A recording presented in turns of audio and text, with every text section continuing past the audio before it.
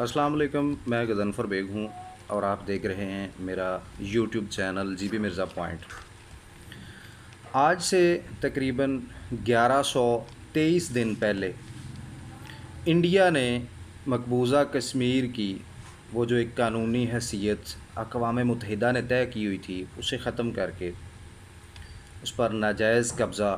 کو مزید مستحکم کیا، جس کے جواب میں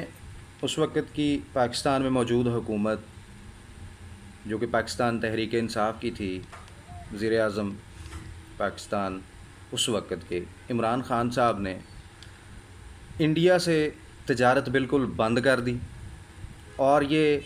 اس عزم کا اظہار کیا کہ جب تک مقبوضہ کشمیر کو اس کے پرانے سٹیٹس پہ بحال نہیں کیا جاتا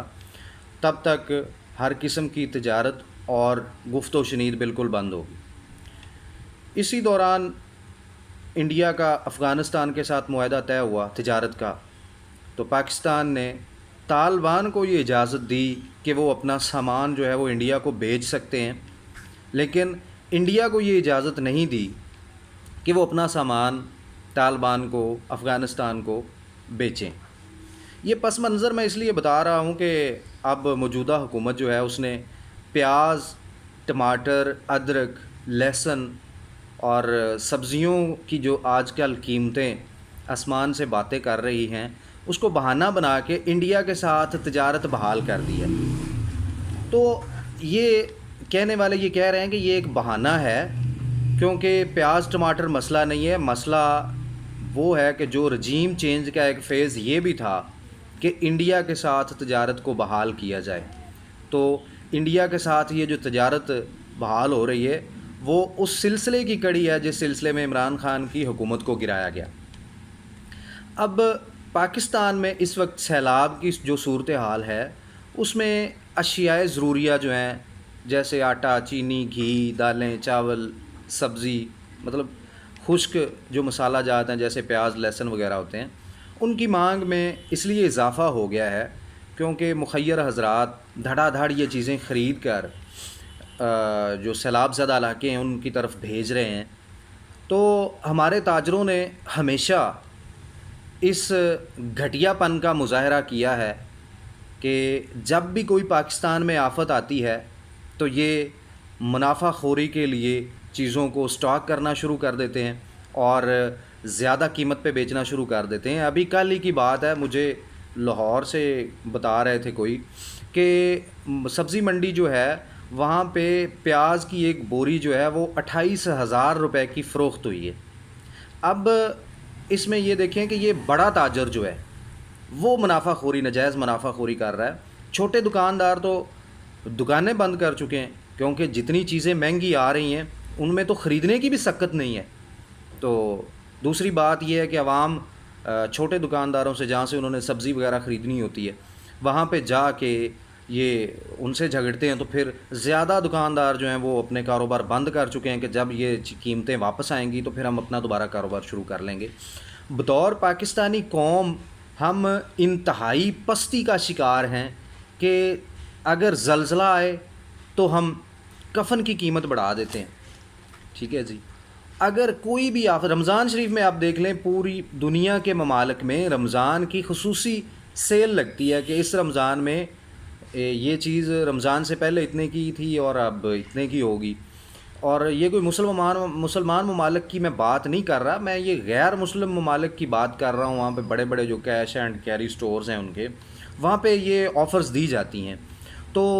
بطور مسلمان اور بطور پاکستانی مشکل کی اس گھڑی میں ہمیں چاہیے تھا کہ ہم اپنے ہم وطنوں کا ساتھ دیتے، لیکن ہم نے منافع کو اہمیت دی ہے۔ تو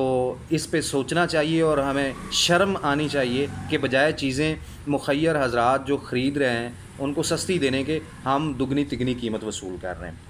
اب حکومت نے 31 اگست کو کچھ قوم پہ احسانات کیے ہیں جس کا ذکر ضروری ہے۔ پیٹرول کی قیمت 2 روپے 7 روپے سے 7 پیسے بڑھا دی گئی ہے، ڈیزل کی قیمت بھی بڑھا دی گئی ہے، مٹی کا تیل جو ہے وہ 10 روپے سے زیادہ اس کی قیمت میں اضافہ کر دیا گیا ہے۔ 2 دن پہلے بجلی کا جو یونٹ ہے وہ 4 روپے 39 پیسے اس کی قیمت میں اضافہ کیا گیا تھا۔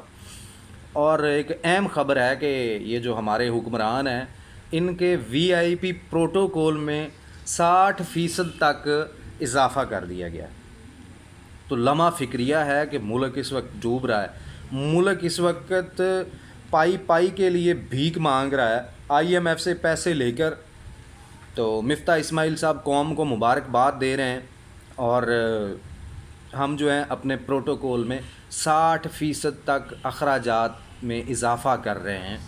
تو یہ بحیثیت پاکستانی ہمارے حکمرانوں کو بھی سوچنا چاہیے کہ عوام کو ہم نے نچوڑ کر رکھ دیا ہے۔ عوام اس وقت ایک تو سیلاب کی وجہ سے پریشان ہیں، بدحال ہیں، اور دوسرا یہ جو مہنگائی کا سیلاب آیا ہوا ہے اس کی وجہ سے بھی بہت زیادہ پریشانی ہے۔ اب میں آپ کو بتاؤں، پاکستان میں 2 بڑی کمپنیاں جو ہیں، ایک سٹیل مینوفیکچرز کمپنی ہے،